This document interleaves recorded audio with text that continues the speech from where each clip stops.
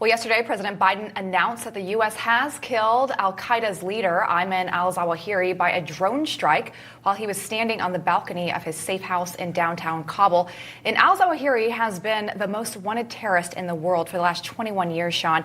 He was Osama bin Laden's right-hand man and was one of the masterminds behind the 9/11 terror attacks. He was also wanted in connection with the 1998 U.S. Embassy bombing and in Tanzania and Kenya, as well as the 2000 attack on the USS Cole in Yemen. And al-Zawahiri became the official leader of al-Qaeda after the death of Osama bin Laden in July of 2011. Well, for more on this, let's bring in tonight's company, combat veteran who served 8 tours in Afghanistan, founder of the Mighty Oaks Foundation and host of the Situation Report, Chad Robichaux. We also have retired Marine and member of the Annex security team that fought the Battle of Benghazi, as well as the co-author of the book 13 Hours, Mark Geist. Gentlemen, welcome to the show. As always, thank you for your service to this country. Chad, I'll start with you. This has been a long time coming, 21 years. Talk about the importance of this strike, especially for the families impacted from 9/11 and veterans like you. Yeah, I think this is something that you said is a long time coming. I am happy that this man is dead. I am also thankful for our Central Intelligence Agency officers and any part of the United States military service members that took a part in this. This is, however, I do have to say, this man, Zawahiri, being in Kabul is should be something that should never have happened. He should not be safely running around Kabul. And, the fact that people like this feel free to be in a country like Afghanistan right now shows the failure of the Doha Agreement and something we all predicted would happen. Yeah, Mark, I want to pick up on that. There's no question his death is a victory for America, but Republican lawmakers are warning that our withdrawal from Afghanistan made the country once again a safe haven for terrorist groups like al-Qaeda. And obviously, as Chad just said, the Taliban is clearly harboring them. So can you connect the dots between Biden's withdrawal from Afghanistan and what happened yesterday? Well, and, luckily our organizations that work kind of in the shadows are still doing the job that needs to be done over there, tracking down these guys and killing them. To your point, the pullout of Afghanistan and the debacle that was just reinvigorated and reinforced the ability of al-Qaeda and other organizations that wish to do harm against America.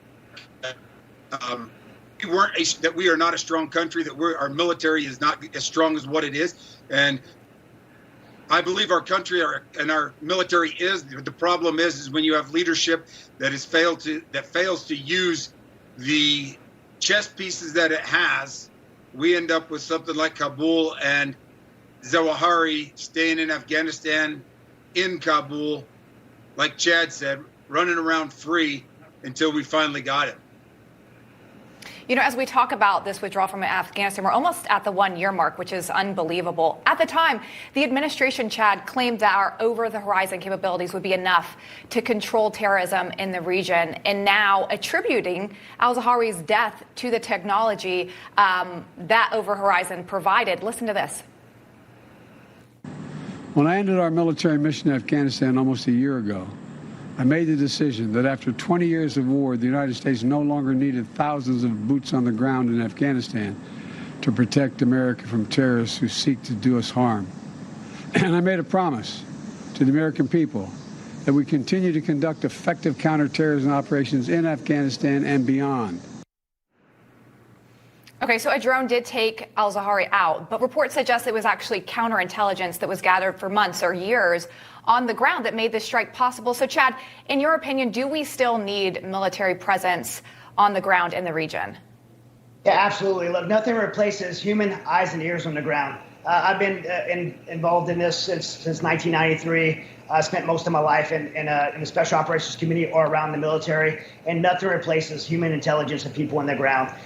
To say that we needed to pull out of Afghanistan wasn't ours to give away. It was the international community's participation by not being in combat, but supporting the Afghan National Army and the Afghan National Police. We had 2,500 to 4,000 troops in Afghanistan. We still have 80,000 troops in Japan and 40,000 in Germany and 30,000 in South Korea. Why was there this imminence to pull our troops out? This Doha deal was signed in February, 2 months after President Biden was in office. There was a rush to get our troops out for reasons that are unknown. It made no sense. He was advised against it. And now we have people like Zawahiri feeling free that they could be in a place like Kabul. We got one. How many are there running around plotting attacks against the United States and the West? We don't know because we don't have humans there. And long-range capabilities just doesn't replace human beings in the ground. Unfortunately, I know there's more there than just this one individual. Yeah, exactly. Mark, Chad mentioned this, but Secretary of State Blinken says that the Taliban, quote, grossly violated the Doha Agreement, hosting and sheltering al-Zawahiri. Tell us about that, because less than a year after they made the deal with the Taliban, they've shown that they can't be trusted, which I don't know is sort of a news flash here. What does this portend for the future if we're within a year and we couldn't trust them? Well, we're back to where we were after the overthrow of the Russia out of Kabul and out of Afghanistan back in the 90s. We are going to see this country continue to harbor al-Qaeda and other radical individuals, as well as train what they were doing before we went into Afghanistan, training those radical Islamists who want to harm Americans. And it's, as Chad said, and he so eloquently, is that there is no reason for us to have pulled out the way we did, and we should leave and always have that ability to put eyes on the ground. There's nothing better and more reliable than human, and we fail to think that technology is going to replace. And I think that's a big mistake on the part of this administration and the leadership that is advising him on that. Exactly. Chad, Mark, appreciate your insight this evening. And again, thank you for your service to this country. Thanks, guys. And thank you.